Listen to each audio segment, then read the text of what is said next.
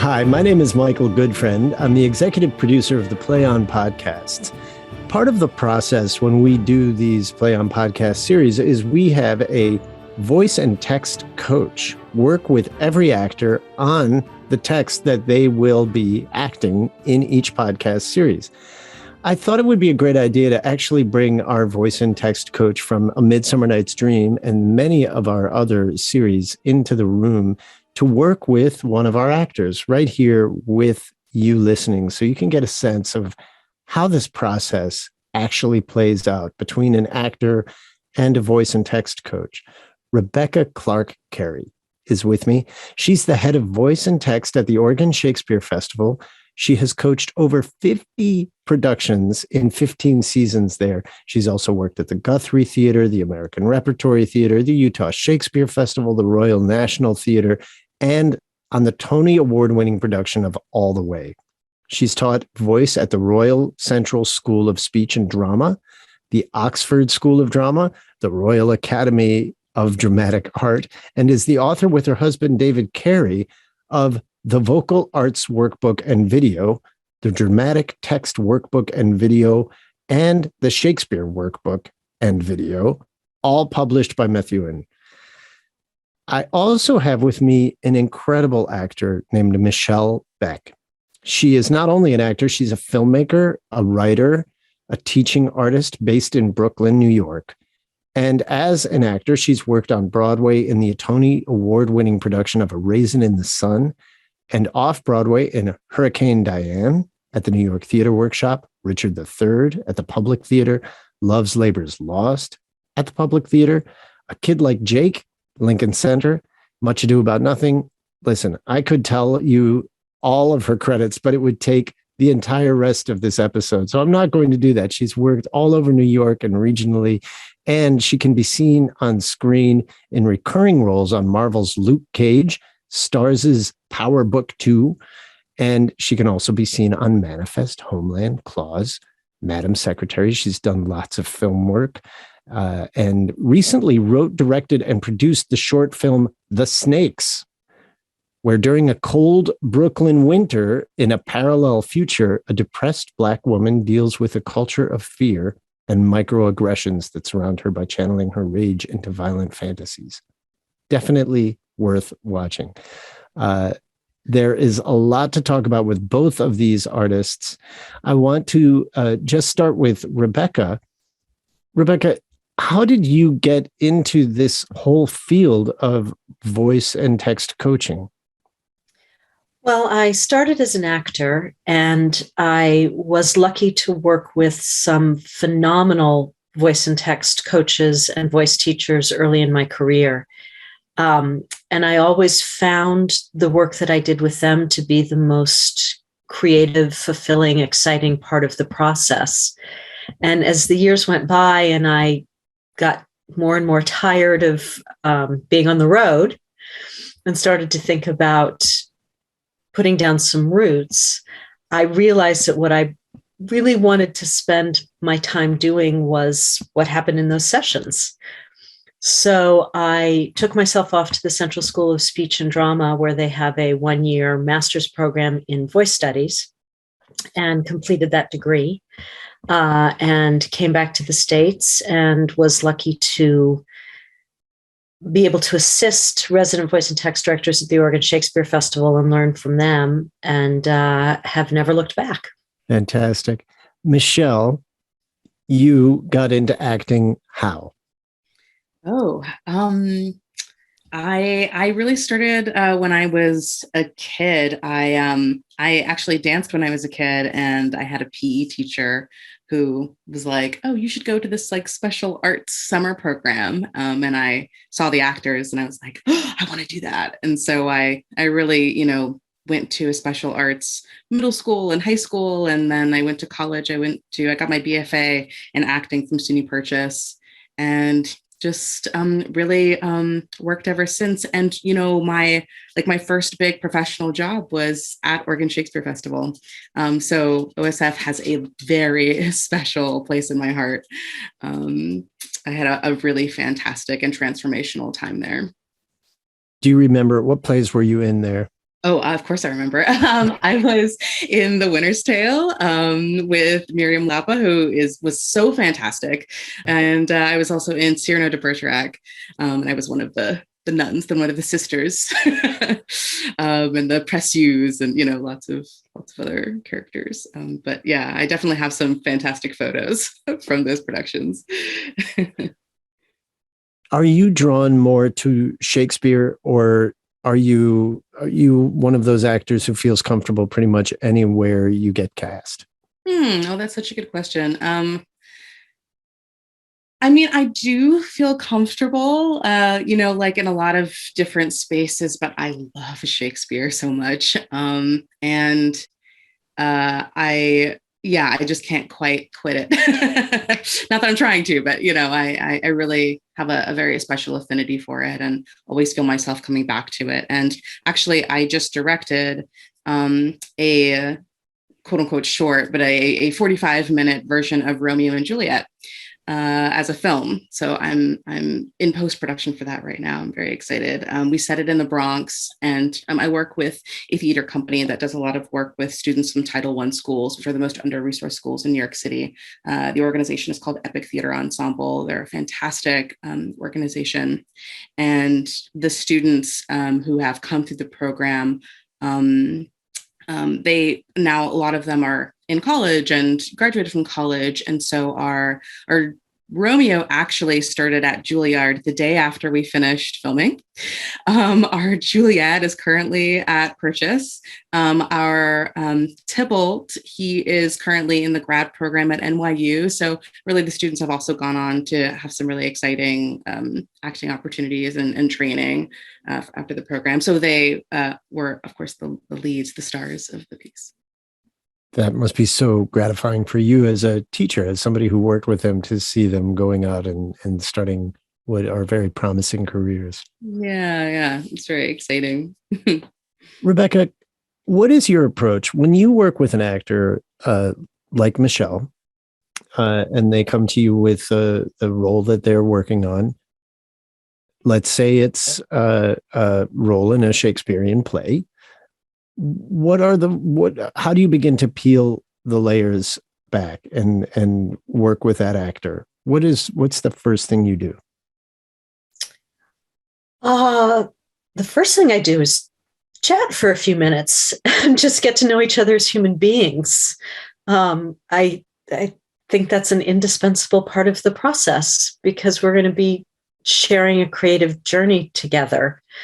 And we need to establish a little bit of a partnership at the beginning. So that's where I start. And then different actors like to work differently. And I am very upfront about asking actors, what do you feel you need? What are you looking for from these sessions? How do you like to work? What do you expressly find unhelpful? And then my next question is often, which bits bug you? Which bits feel sticky and uncomfortable and you wish you didn't have to say them? And that's often where we start, getting into those bits that just don't feel quite right and really interrogating the text and exploring together why it's sticky. And if there's anything useful or interesting about that stickiness, or if maybe that stickiness is just about not really understanding the syntax, in which case we can attack that and work our way through that together. So that's usually my in. And from there, that often opens up bigger questions about the speech, the scene, the character, that leads us to explore farther than just that one little passage. But I find it's an interesting place to start. What do you not like about this text? Michelle, where does the process of working with a voice and text coach come in for you? By the time you meet with somebody like Rebecca, what have you already taken care of, or what have you already done? Yeah. So it typically, like on a production, it's after rehearsals have already started. So, I've really already done the homework of I was just thinking, as you should do, of reading the play, just super basic, read the play, read it a few times. I really like to read a play first, just like as an audience member, and then from specifically the perspective of my character, whether it's Shakespeare or otherwise. Then really, first and foremost for me is to understand what I'm saying, is to really dig into the definitions of the words, to pull out the lexicon, which is right behind me, and go through and really, even if it's a word I think I know, to write out the definition of it from the lexicon. And then I also Google it to see kind of what the contemporary definition is, if it exists. And I compare those two things for myself to see if there's anything that's interesting. I also look up even like sometimes definitions of the definition, because language is just so hyper specific. And really, I feel your job as an actor is to experience the language. And that's what's so rich and exciting about seeing someone perform Shakespeare. So I just get very detail oriented about like the definitions of things and what images come to my mind, both literally or abstractly. I see, I like explore what the phonics of the sounds are, what are the consonants, and is there repetition? Is there alliteration? How do the vowels affect the flow of the piece? I kind of just dissect it a little bit. But then like, once I really understand, I go through and I paraphrase, really making sure that the ideas I understand as well. So I definitely really kind of do that stuff first, because I feel like I don't know how you can like even know like an action or a tactic if you don't really know what you're saying. So I definitely do that stuff first. And then I go in and I kind of dig into objective and obstacle and actions and tactics and, relationship, environment, how all of those things affect the text and the situation as well. You mentioned lexicon. What is lexicon to a Shakespearean actor? Michelle is holding up two gigantic, what look like dictionaries: lexicon, Shakespeare lexicon, and quotation dictionary. Yeah, A-M and Z. 2 volumes. And tell us what that is. It's this amazing resource material where it gives you pretty much every word that's in Shakespeare, and it also gives you the location of it. So, say you're doing Midsummer and there's a word that comes up in your speech, and you know that it's Act 2, Scene 1. So you look up the word. There are sometimes multiple definitions of the same word. So you have to kind of, one way that you can see how, what the definition of the word is beyond the definition. They have the act, the play, the play, the act, the scene, and then the line number, the verse line that it comes from. So that's really exciting. So you can be like, okay, this is the definition for this particular usage in this particular moment of this particular play. Can you do us a favor? Can you just randomly pick out a word and read us one of the definitions so that we can hear what it is you're talking about? From Titania or just in general? Anything, just whatever you open. So for example, the first one I saw was bulk, B-U-L-K. And the first definition is trunk or body. The second definition is especially largeness of the body, great size. The third definition was a part of a building jutting out, like stall. And then for the first definition, it says her heart ... beating her. Her heart bulk beating her. That was, actually, this is probably a better description. Okay. Smothered it within my panting, panting bulk. That's from Richard III, the first act, the fourth scene, and then line 40. So cool. That's amazing. So you go through and you can find the meaning of the word in the particular speech that you're looking at in that particular play. Yeah. Which may have a completely different meaning from another instance of the word in another play spoken by another character. Right. That's actually not the worst example too, like, because it being part of your body or part of a building, that seems really different to me. So yeah, that's cool. Rebecca, do you know anything about the history of the Lexicon dictionary and whoever put it together, how did that happen? I wish I did know that. I don't. I just know everyone has them beat up and faded covers and carries them everywhere. They're indispensable. I'm so, as often happens, my own experience as an actor comes into these interviews. I was paging through the lexicon, looking up the definition of a word on a speech that I was working on. And I noticed that way back when I had first bought these, I was a teen. I think I was maybe 17 or 18 years old. And here I am, 50, whatever I am. It was so sacred to me that I had circled and written down first word looked up with the date that I had looked it up. Oh, that was. But all I can think of is who in the world came up with this dictionary, and then how invaluable it is to all actors and all the people that work on Shakespeare. I wonder if we can take a look at one of the great speeches of all time, and it happens to be in A Midsummer Night's Dream, and it happens to be spoken by Titania, who is played beautifully by Michelle Beck in our production.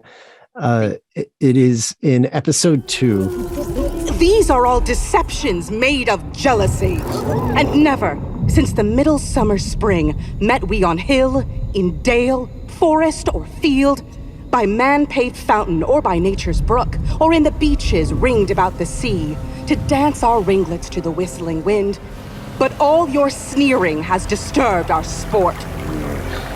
Can we do this as though you were meeting and working on it really for the first time? Both of you walk us through that session. We'll say you've done you've had the introductory chat and you've gotten to know each other and obviously like each other very much, and are collaborating now. Can we Rebecca, can you lead us through a sort of a session 1 with Michelle? Sure. So if we'd identified we wanted to work on this speech in this session, we would start just with a read through. And I always invite actors to not push themselves, read it with intention and focus, but not feel like they have to bring all of the acting guns right off the bat, because we're just gonna feel our way through and see where it sits today. Are you up for that, Michelle? Before we start, I just want to ask, Rebecca, can you describe what is happening in this scene at this moment? What leads up to this speech? Yes. So Titania and Oberon are fairy king and queen. And we are introduced to their minions, if you will, Puck and First Fairy. And Puck and First Fairy encounter each other in the wood, and they spar. And we learn through them that there is conflict between the fairy king and the fairy queen. And each one, Puck and First Fairy, try to warn each other off. But Titania and Oberon enter. And Oberon he tries to make nice with Titania. She's really not having it. And she says, I know why you're here. You're here because you want to bless the wedding bed of that hussy Hippolyta. I know all about your history with her. And Oberon says, oh, come on. I know all about your history with the man she's marrying, Theseus. And Titania, this speech comes out of that. It's Titania saying, whoa, whoa, whoa, whoa, whoa. This is, this goes deeper. And I'm not going to let you stay on the surface with this. Mm. We're really going to get into this now about what's really going on between us. Mm. Would you say that's a fair summary, Michelle? Yeah, absolutely. Yeah, that's awesome. Great. These are all deceptions made of jealousy, and never since the middle summer spring met we on hill, in dale, forest, or field, by man-paved fountain or by nature's brook, or in the beaches ringed about the sea, to dance our ringlets to the whistling wind, but all your sneering has disturbed our sport.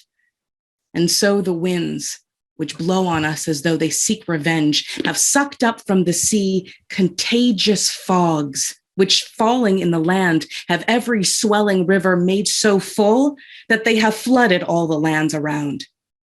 And so the ox has stretched his yoke in vain. The plower lost his soil, and all his corn has rotted well before it grew its beard. The sheep pens empty in the flooded field, and crows are fattened by the rotting flock. The fields for sporting are filled up with mud. The tidy mazes in the garden now, from lack of feet, are indistinguishable. The human mortals want their winter cheer. No hymns or carols bless the cursed night. And so the moon, the governess of floods, pale in her anger, washes all the air, that rheumatic diseases now abound.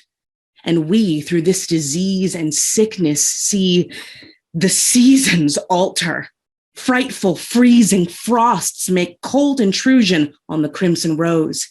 And on the chin and crown of harmony's god, a fragrant circle of sweet summer buds is, as in mockery, set.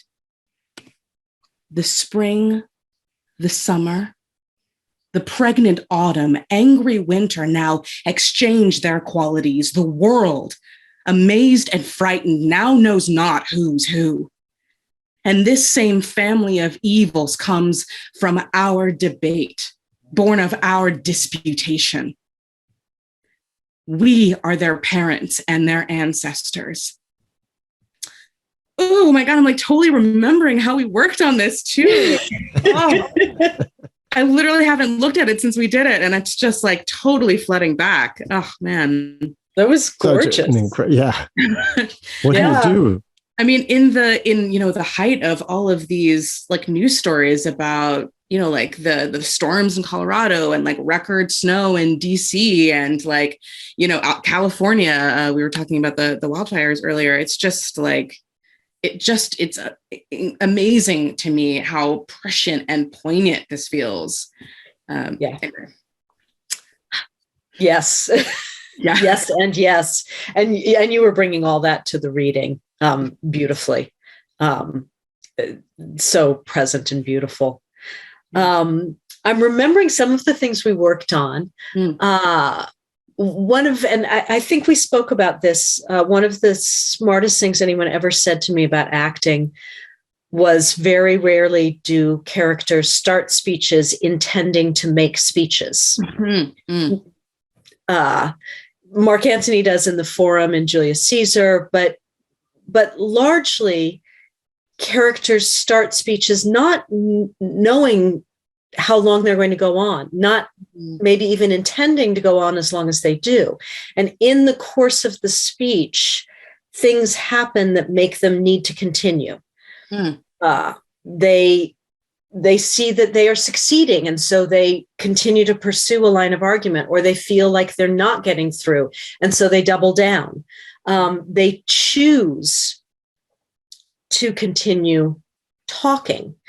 And often those points of decision come at full stops. Mm-hmm. And what we discovered in this speech, when you look at it, there are not a lot of those. Not a lot of full stops.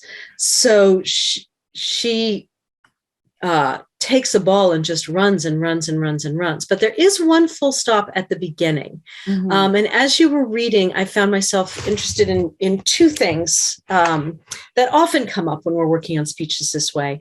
One is the list and the effect of the list. Mm-hmm. And the other is the decision to keep talking that comes at that full stop. Mm-hmm. So I want to try two things if you're up for them. Mm-hmm. One is, are you looking at the speech on a screen? I am. Yeah. Sorry. I'd actually lost my place. I was trying to find it again. That's all right. We can do this on the screen. So we're going to look at this first speech. These are all deceptions made of jealousy, and never since the middle summer spring met me. And we get a list of all the places they met. So this is just a fun little trick that I have for exploring lists. We're going to imagine that in front of On Hill, there's a 1, the number 1. Mm-hmm. In front of In Dale, there's the number 2, 3 in front of Forest, 4 in front of Field, 5 in front of Manpit, and so forth to the end. Mm-hmm. And I'm going to ask you to read this part of the speech up through, but all your sneering has disturbed our sport. And I want you to actually say those numbers out loud. And say them with intention. You can, even if you like, use your fingers like you do sometimes when you're making an emphatic list, like, okay, these are my reasons. You want my reasons? 1, 2, 3. And then when you get to, but all your sneering has disturbed our sport, I'd like you to actually get up out of your seat and walk away. Ooh, okay. Walk off camera. And I don't want you to come back and start talking again until you feel in your soul that you have to. Ooh, okay. Yeah? Okay, yeah. These are all deceptions made of jealousy.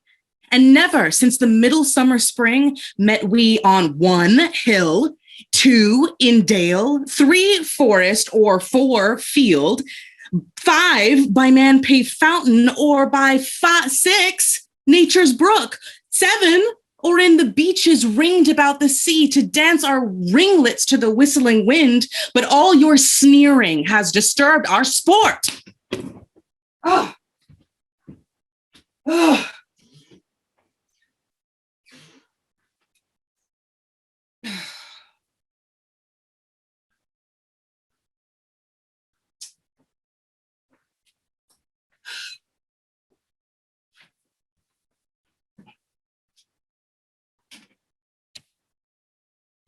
And so the winds,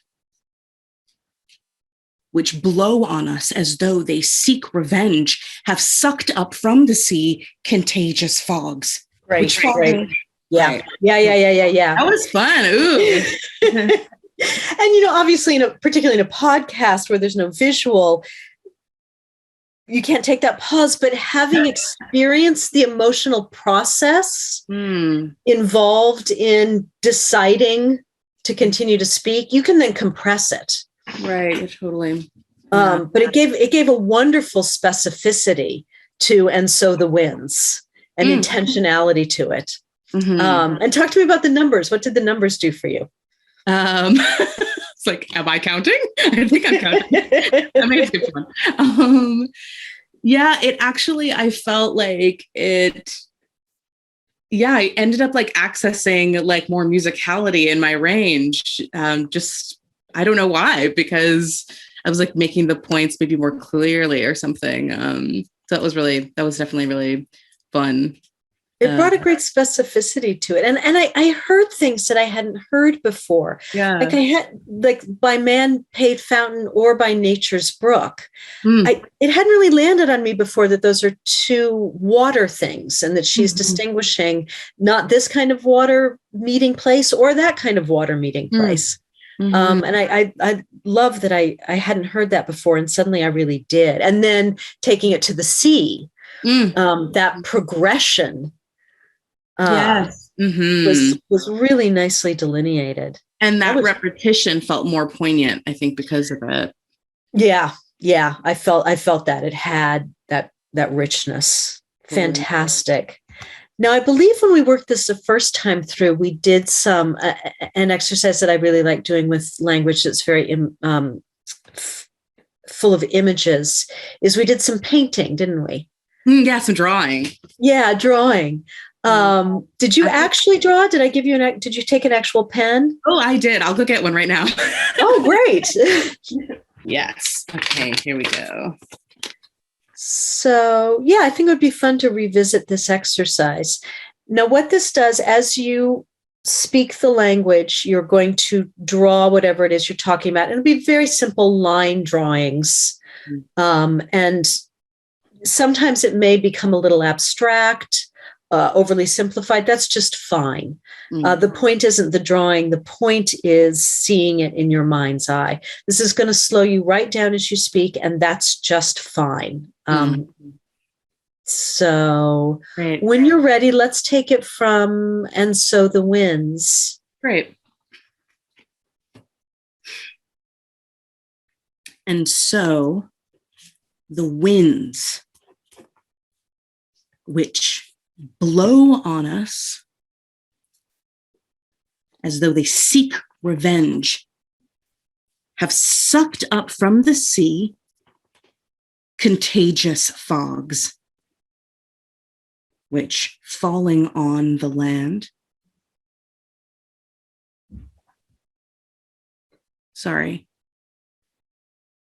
which falling in the land. I think I'd always thought that was on. Falling in the land. Interesting.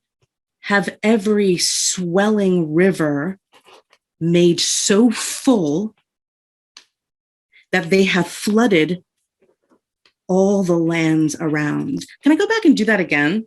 You sure can. Oh, fun. Okay. And so the winds which blow on us as though they seek revenge have sucked up from the sea contagious fogs, which falling in the land have every swelling river made so full that they have flooded all the lands around. And so the ox has stretched his yoke in vain. The plower lost his soil, and all his corn rotted well before it grew its beard. The sheep pens empty in the flooded field, and crows are fattened by the rotted flock. The fields for sporting are filled up with mud. The tidy mazes in the garden now, from lack of feet, are indistinguishable. The human mortals want their winter cheer. Great. And we've made our way through the image of the fields, and that's a good chunk for now. Now, Rebecca, was Michelle drawing with a pen the images that were coming into her mind? How did that work? So she was drawing whatever she was talking about. If she was talking about an ox in a yoke, she would draw some lines to suggest that ox in the yoke. If she was talking about the corn rotting, she would draw whatever corn rotting looked like to her. Right. So it's not about not about making like a picture perfect image of what you're seeing. Yeah. It's taking the emotionality of the language and putting it onto paper just in sort of free form sketch. Yes. Yeah. You're drawing corn, but you're not drawing corn, if that makes sense. Or Michelle, can you speak to how you were doing it? Oh, yes.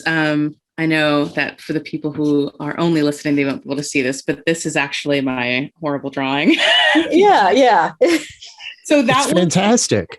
That was the corn, and see, it's all rotted and it doesn't have a beard. That was the ox. That was us. That the contagious and so the winds that were blowing on us is that they seek revenge. And so for those of you listening who can't see, these are just they just look like lines and circles and shapes. It's all just black and white. I mean, it's horrible. It's not a drawing. Look, by it's anyone's definition. But it conveys something for sure. Yeah. I look at it and I see there is a message to it. There's a feeling behind it. Oh, these are the mortals who want their winter cheer. Oh, Up into the corner. yeah. Yeah. And so for you, Rebecca, this is a way to just take some time to let the image sink in with each word. Yes. Honestly, half my job is just tricking actors into slowing down for a minute. Just slow down for a minute and really take this step by step. And you start to feel how this image, it's not one crisis. It's a series of crises that start at one point, and that point leads to something else, and that leads to something bigger, and that has a knockoff effect that is bigger still. And by taking the time to just make a few lines with each one of those individual things, it helps break it down so that we really understand the progression. So the progression has intentionality. It also helps, you kind of can't avoid operative words. Your hand knows it needs to draw ox and doesn't need to draw so or it in. If that makes sense. Your body in a way leads you to the operatives when you're working in this way. That's so beautifully said. And the slowing down actually caused Michelle to make a discovery after having worked on this speech so many, many times. Just you still found something new in versus on. Yeah, absolutely. Yeah. Really exciting how it really just brings into focus the images. And again, it makes them experiential. It's something that like I could see in my mind and I could feel in my body. And I think that came through a little more clearly in the speaking of it because of that. Rebecca, what would be the next step from here?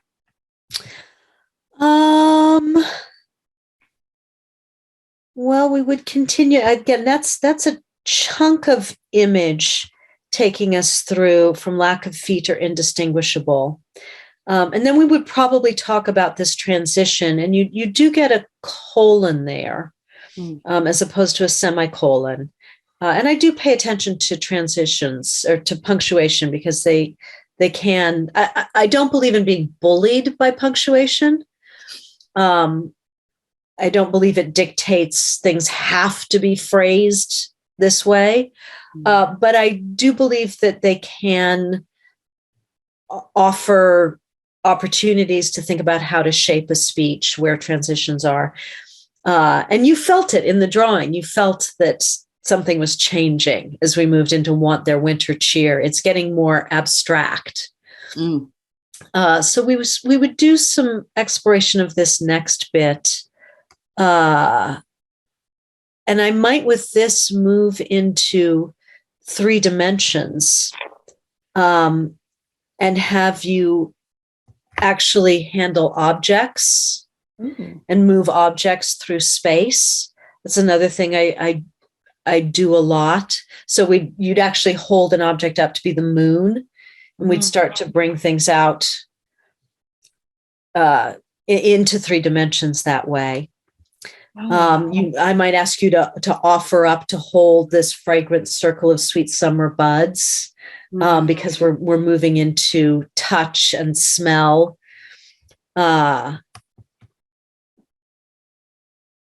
Yes. I love this. I've never done that exercise before, and very excited about this. So that's something that just popped in my head as something we could play with to explore this next bit. Love it. Get kind of 6 or 7 objects. Okay.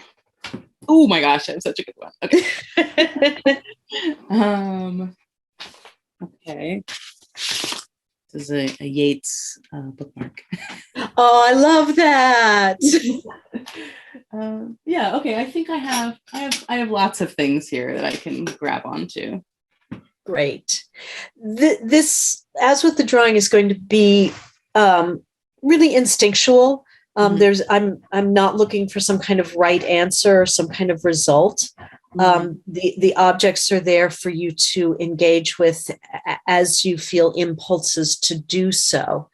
I would suggest that when you bring something new into the discussion, you grab a new object. So, when you mention the moon, for example, when you bring in, now we've got diseases, you probably want a new object for diseases. And you can put objects down when you're moving on from them, and then you can pick that same object up and make it into something new, as you feel it. One of the fun things about the objects is that you can use them like as if you were an attorney, and this is your closing argument. And you have all of these actual physical pieces of evidence in front of you.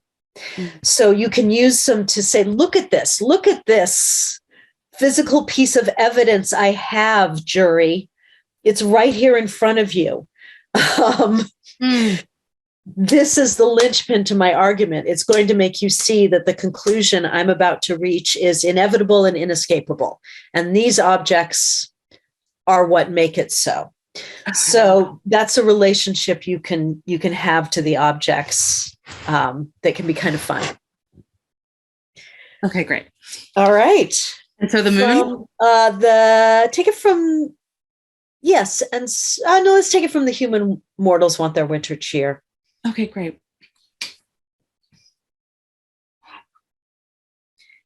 The human mortals want their winter cheer. No hymns or carols bless the cursed night.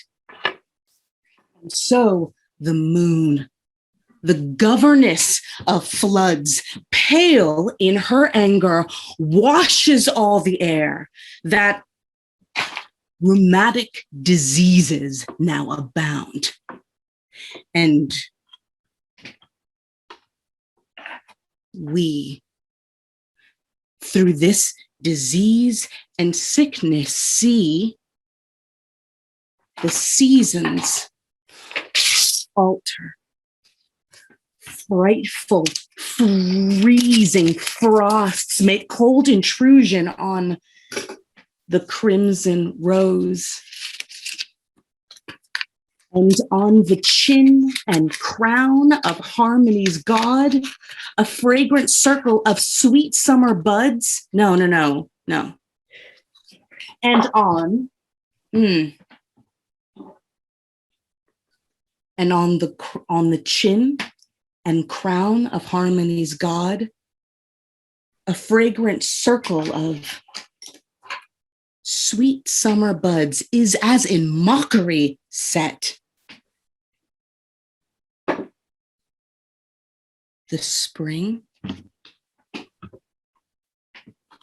the summer, the pregnant autumn, angry winter now exchange their qualities. The world, amazed and frightened, now knows not who's who. And this same family of evils comes from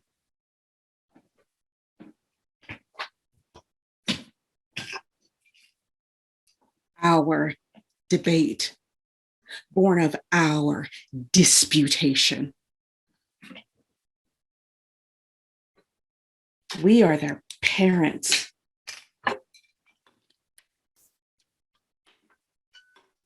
and their ancestors.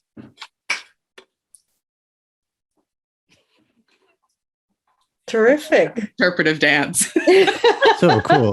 And folks listening, Michelle was using all different types of objects, from water bottles to books to little statues to stones, just whatever was at her disposal. A jewelry box. Headphones. Good for a podcast. Yeah, that was really fun. I'd never done that exercise before. Like I've drawn before, as we did when we worked on Midsummer when we recorded, but I've never actually taken objects and sort of either transformed them or like used the qualities of that object to like further make the point. It's really interesting. It's really cool.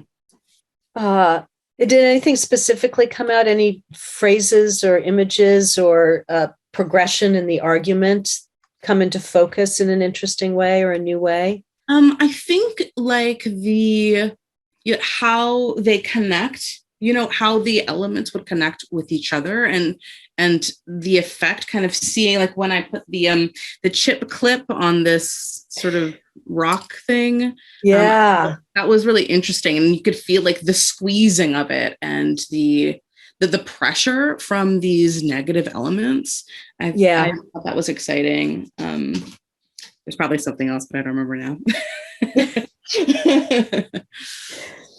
I also liked how the none of the emotion was lost, but there was a layer of rhetoric, of argument, of I'm leading you to a point. I have feelings along the way. Those are very present. But I'm also performing an action of convincing you of something. And I felt there was a really exciting dynamic between the emotion and the logic that was coming through. Because I'm having to make spontaneous decisions and I'm really figuring out the text as I'm saying it. That was really helpful to tap into that. Yeah. Well, that would end the first voice and text session for this wonderful actor with this incredible teacher and coach. What would you give Michelle to work on before she came back to work with you? I would say keep up the great work. Is what I would say. Then it's just a matter of taking all the things you discovered and just folding them back into the given circumstances, the moment, so that you're not playing the exercise, you're playing the speech again. But Michelle doesn't need a lot of practice to do that. You have a very sophisticated process, and that's something you just do, is you take that technical work and you then fold it into your own artistic process. Is it a good idea to go through it just from top to bottom one more time after having done this work at the end of a session? You want to try it? Sure. Yeah. That'd be great. All right. I'll read Oberon's little speech before you launch in. Great minds. How can you say this? Oh, for shame, Titania. You make your cracks about Hippolyta, knowing I know your love to Theseus. Did you not lead him through the glimmering night from Perigenia, who he ravished so, and make him break his oath to fair Agles with Adriane and Antopia? These are all deceptions made of jealousy.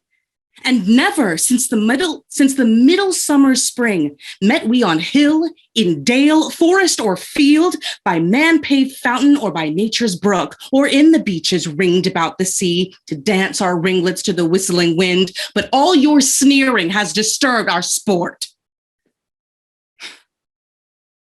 And so the winds, which blow on us as though they seek revenge, have sucked up from the sea contagious fogs, which falling in the land have every swelling river made so full that they have flooded all the lands around. And so the ox has stretched his yoke in vain. The plower lost his soil, and all his corn has rotted well before it grew its beard. The sheep pens empty in the flooded field, and crows are fattened by the rotting flock. The fields for sporting are filled up with mud. The tidy mazes in the garden now, from lack of feet, are indistinguishable. The human mortals want their winter cheer. No hymns or carols bless the cursed night.